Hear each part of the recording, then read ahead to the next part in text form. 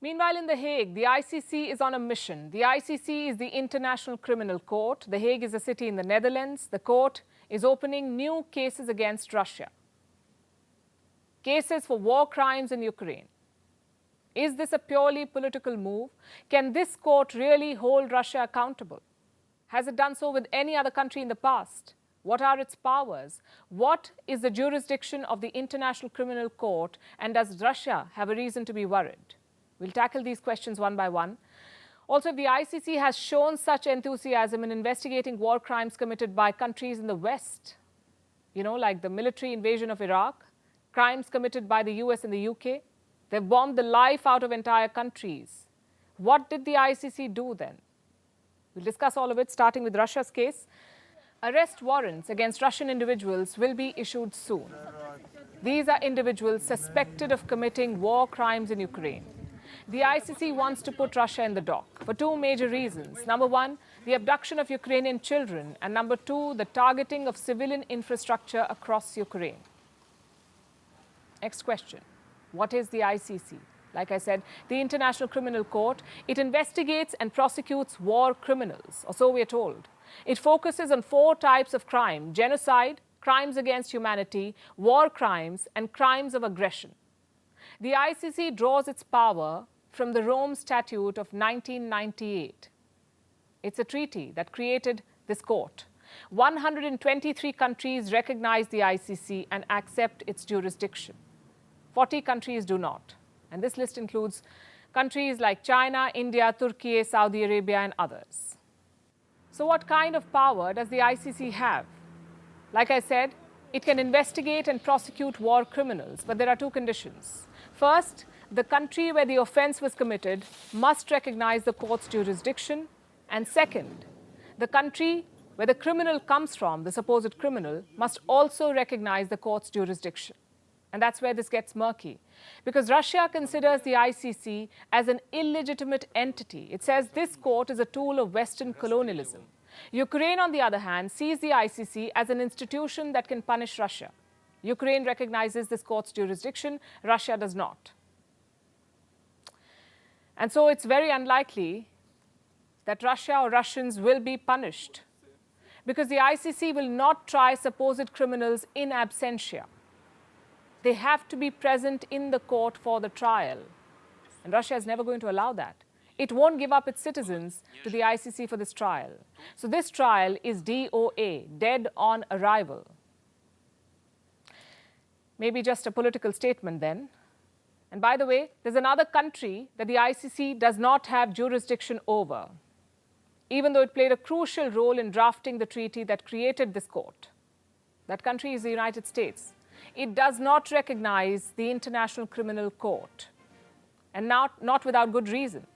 The US has invaded countries left, right, and center. It wages one war after another. That's what keeps its military-industrial complex running. More wars need more weapons, and America makes more money. That's how it works. Why does the US not recognize this court? A guilty conscience, perhaps, and a long list of war crimes. In fact, the US is not even willing to provide intelligence to this International Criminal Court. Intelligence that could incriminate Russia, the US will not give it. Why? The Pentagon says it would set a precedent and pave the way for American soldiers to be held accountable. It's another shining example of American hypocrisy for you.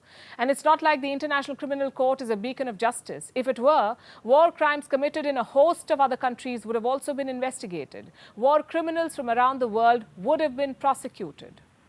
And there is no shortage of wars for this court to probe. Let me name a few. The Iraq War, the Afghanistan War, the carpet bombing of former Yugoslavia, the interventions in Somalia, and I haven't even begun scratching the surface yet. What has the ICC done to investigate war crimes in all of these cases? We tried to find out. And all we found was one isolated investigation that relates to Afghanistan. That probe too is stalled. What about the other wars? It's like they never happened. As of March last year, the ICC had indicted 40 people, 40. All of them belong to Africa. And this is not to say that there are no war crimes being committed in Ukraine. There are.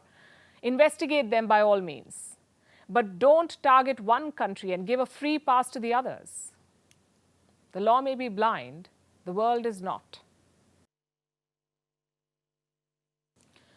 The drama in Pakistan just refuses to end. Former Prime Minister Imran Khan is facing arrest. It's just a question of when now. The Pakistani establishment wants to put him behind bars. There was high drama in Lahore today, scenes of utter chaos. The site of action was Zaman Park. This is where Imran Khan's residence is. A heavy contingent of police reached here this afternoon. They're trying hard to make their way into Imran Khan's residence to arrest him. But they've been struggling. The police contingent is moving forward with the help of an armored vehicle to reach Imran Khan's residence. They're being blocked by members of Imran Khan's party, the PTI. The armored vehicle tried dispersing them using water cannons. Then the police took to firing tear gas shells, but PTI supporters refused to budge. They flooded the area in an attempt to save their leader. Zaman Park now looks like a war zone. Imran Khan supporters are putting up a tough fight. The police seem determined to get the former Prime Minister today, and they have the government's backing. Pakistan's Interior Minister Rana Sanaullah has issued a statement. He says Imran Khan will be arrested on the orders of the court. There are many cases pending against him. In one of them, there was a non-bailable arrest warrant. Last week, the Islamabad High Court suspended that warrant, meaning the former Prime Minister got a sigh of relief. But the relief was short-lived. On Monday, another court restored this arrest warrant, a non-bailable arrest warrant. And that has paved the way for Imran Khan's arrest. He filed an exemption plea on the same day, citing security threats. And on this pretext, he did not appear before the court. He said his life was in danger. But the court took offense. It ordered the police to arrest Imran Khan and present him before the court on the 18th of March. Islamabad police was happy to comply. It has been waiting for an opportunity to get him. The officer leading the arrest team is DIG Shehzad Bukhari. I have a quote from him too. He says, "We have come to comply with the warrant. We know the details of the case but cannot discuss." Imran Khan, meanwhile, has posted a video message on Twitter. This is what he said. मेरे पाकिस्तानियों, police मुझे jail में पकड़ने के लिए आ गई है बाहर, और उनका ये ख्याल है कि जब इमरान खान जेल में चला जाएगा तो कौम सो जाएगी। आपने इनको गलत साबित करना है। आपने ये साबित करना है कि ये जिंदा कौम है। And now to why Imran Khan faces arrest. The former Prime Minister of Pakistan faces multiple charges. The police are looking to arrest him in the Tosha Khana case. Tosha Khana is the state depository. It keeps expensive gifts given to Pakistani officials by foreign dignitaries. During his stint as Prime Minister, Imran Khan got many such gifts, expensive items, including watches by top officials in the Gulf. They should have been deposited in the Tosha Khana, but Imran Khan is said to have taken them from the depository, and then he's said to have sold them illegally at high profits. Reports say he made 36 million rupees from the sale of premium watches alone. And for the record, it is compulsory for Pakistani officials to deposit such expensive gifts to the Tosha Khana. So if the charges are true, Imran Khan broke the law and engaged in brazen corruption. But are the charges true? It doesn't matter. The odds are stacked against Imran Khan. The Pakistan government is led by his political opponents. He has lost favor with the army as well. Khan is openly challenging the generals in Pakistan. In fact, he called for a probe against former army chief General Bajwa. So basically, in the power circles of Pakistan, Imran Khan has no friends left. The hammer was just waiting to come down on him. But the cricketer turned politician remains defiant. He has dismissed all the cases against him. And by the way, this is not the first time the police have reached his doorstep to arrest him. Earlier this month, the Islamabad police came to Lahore with an arrest warrant, but Imran Khan was nowhere to be found. The police returned empty-handed. This is a dangerous game of cat and mouse. Imran Khan remains a very popular leader. But Pakistan's democracy is a farce. The generals control everything, and they routinely punish prime ministers for behaving like prime ministers. Imran Khan is their latest victim. Once selected by the army to become prime minister, now hounded by the same army. And now let me tell you about a concept that has stirred a hornet's nest: Swiss neutrality. It's an old concept. Switzerland refuses to take sides in a conflict, but the war in Ukraine is testing it. In the early days of the war, Switzerland gave in to Western pressure. It sanctioned Russia. But now the West wants more. It wants Switzerland to send arms to Ukraine. Remember, Switzerland is a vital manufacturing hub for weapons, and the West wants to send these weapons to Ukraine. But will the Swiss agree? Our next report tells you where they stand on the latest demand. Switzerland's foreign policy faces a dilemma. It's a 500-year-old principle, the principle of neutrality. It's self-imposed, and it has now stoked an angry debate in the country and outside. The Ukraine war is testing Swiss neutrality. Switzerland is a major hub of weapons manufacturing. The West wants it to send these weapons to Ukraine. But Bern has denied permission. Its law bars Swiss-made weapons to be sent into war zones. The Swiss president says, and I quote, "Swiss weapons must not be used in wars. It is precisely because we are neutral and do not allow the transfer of weapons to war zones that we can do a great deal for this continent. Pacifism has a bad reputation right now, but warfare is not part of the Swiss DNA." So Switzerland is firm in its denial, and European powers are not happy about this. Germany and France in particular. There's criticism from Swiss lawmakers too. They believe their country should stand with Ukraine. Earlier this month, Swiss parliament voted to allow the transfer of Swiss-made weapons to Ukraine. It was passed with a razor-thin majority of 98 votes. But the proposal has inserted a tricky condition. It says Switzerland will send weapons only if the UN Security Council declares the Russian invasion illegal. With Moscow's veto powers at the UNSC, that is unlikely to happen. Meanwhile, Swiss citizens are weighing in too. As per a poll, 55% of them support sending arms to Ukraine. Another anguished party are Swiss weapon manufacturers.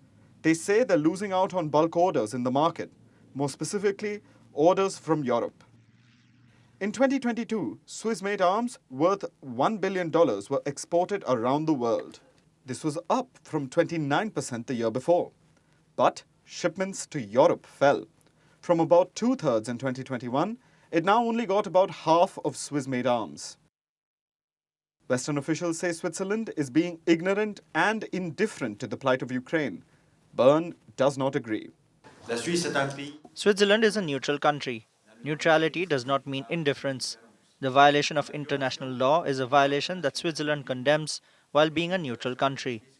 Killing people, massacring people, has nothing to do with neutrality.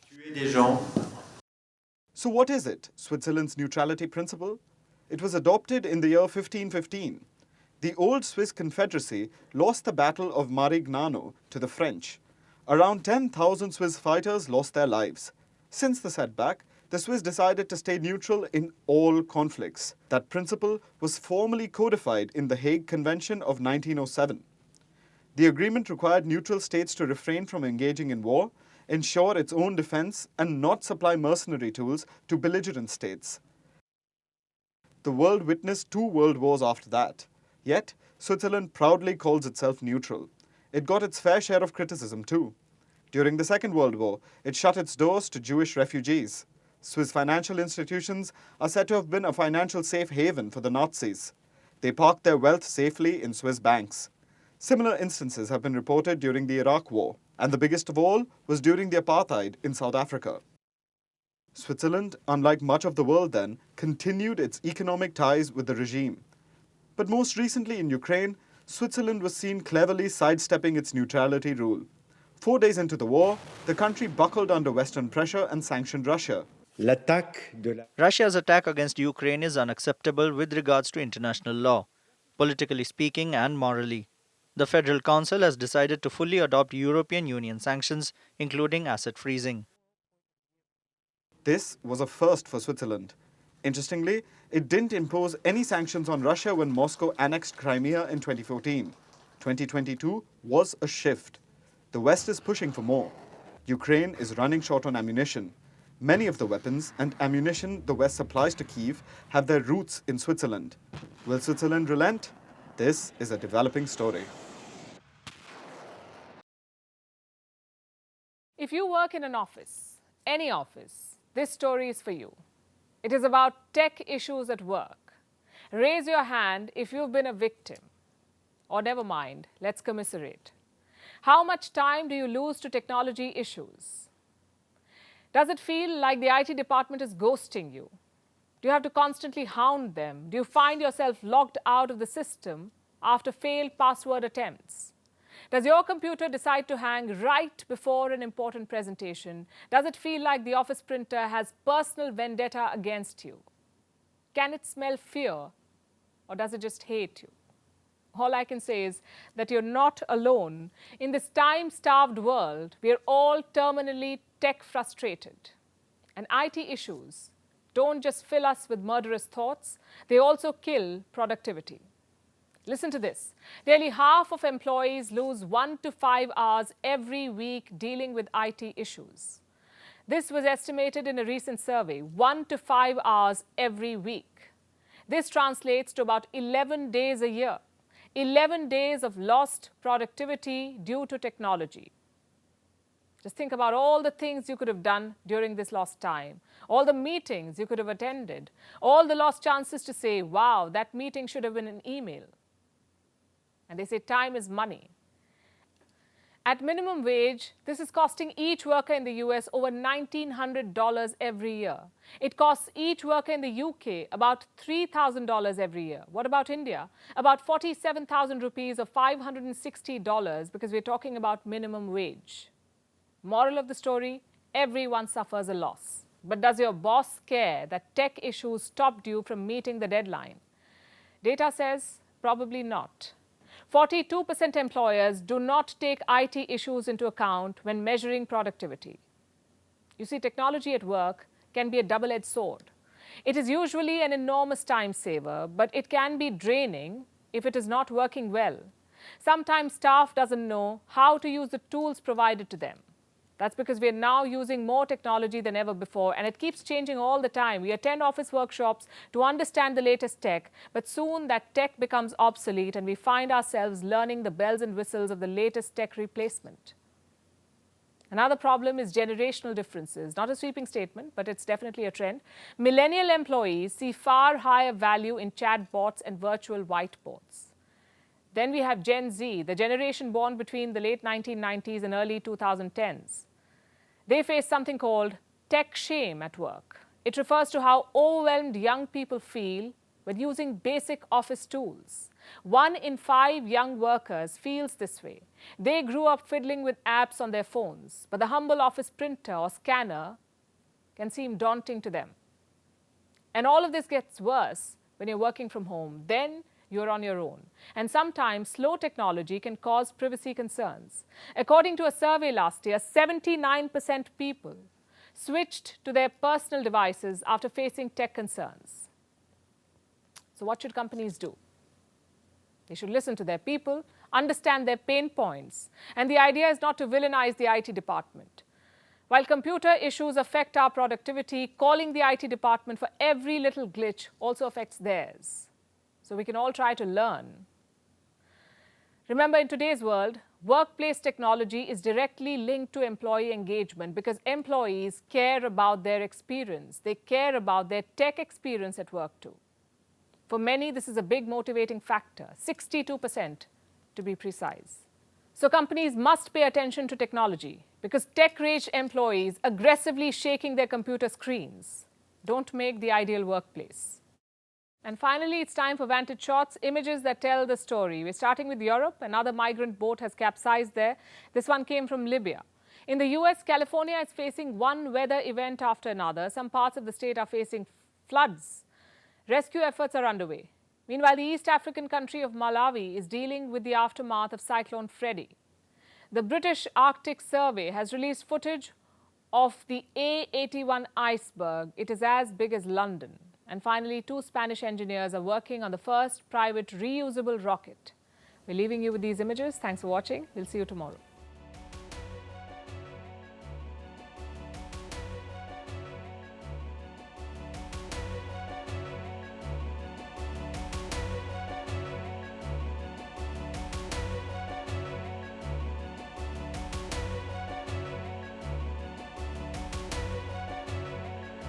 Copy, we got it. We got visual.